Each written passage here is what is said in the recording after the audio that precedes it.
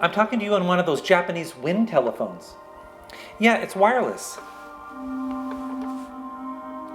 Did I tell you about the Majorette's jacket that traveled 60 years through time in 1 hour?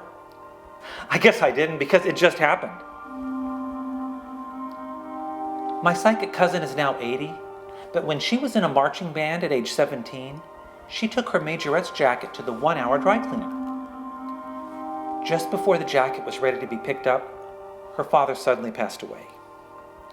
And with her situation changing so suddenly, simultaneously having to quit school and get a job, being hospitalized with her own ailment, and finding herself jilted, she frankly forgot all about the jacket and never retrieved it.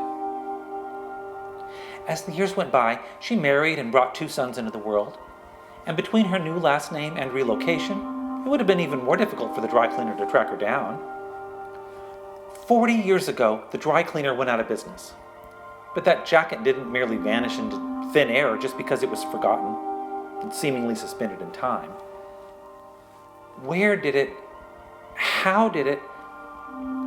There are some very big looming questions, but the jacket popped back into my cousin's life in a bizarre way. Earlier this year, her younger son grew mortally ill, and she traveled to his home to be near him in his final days. She bought and had delivered there a new reclining chair for her vigil.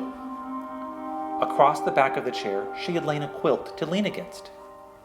That quilt turned out to be like a magician's silk scarf, concealing and then revealing a miraculous manifestation. Yesterday, my cousin's elder son traveled to retrieve the chair.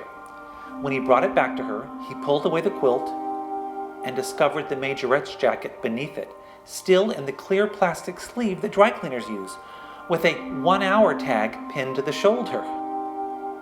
The jacket was in pristine condition, literally as if only an hour had passed and not 6 decades.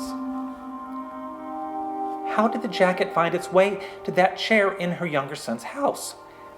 He had been born well after the jacket had been forgotten, and he had lived in 5 different places along the way. My cousin can't believe her son ever possessed the jacket without having told her about it.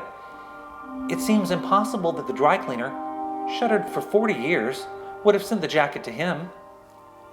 If the cleaner were such a sleuth, he'd have discovered my cousin's married name and address, not her second son's. The jacket wasn't her son's, nor would it have held any sentimental value to him, predating him as it did and being forgotten by his mother before he was born.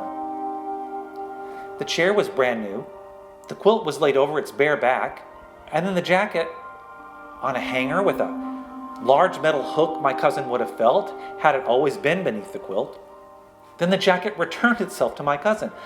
A 60-year journey from one perspective, perhaps only an hour's march for a Majorette's jacket. Interestingly, the day before the jacket manifested, my cousin and I were talking about the flow of time. I was telling her about a temporal anomaly in my life, how my metabolism of time had slowed to a crawl, so that minutes felt like hours. I get an unbelievable amount of work done with minutes slow to hours, but it's also excruciating. I had been worried that my experiments with time bending were backfiring. She explained that time slows in the presence of anger, and indeed, I had been battling some protracted righteous anger issues. Then she imparted the magic word for speeding the flow of time. Was the manifestation of the jacket a sort of answer to our discussion? A physical confirmation that the flow of time is elastic? Was it a message from beyond, meant to surprise, delight, and awaken my cousin's memories?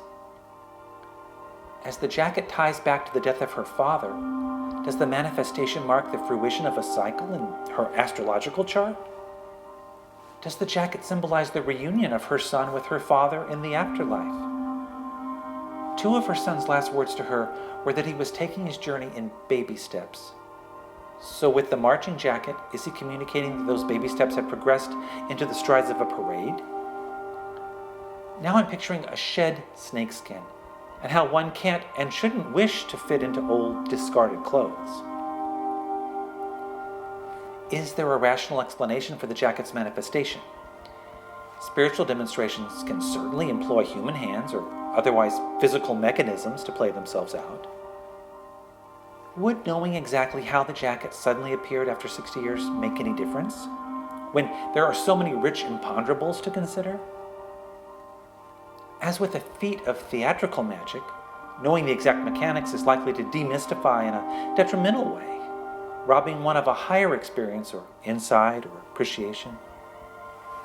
Are we on?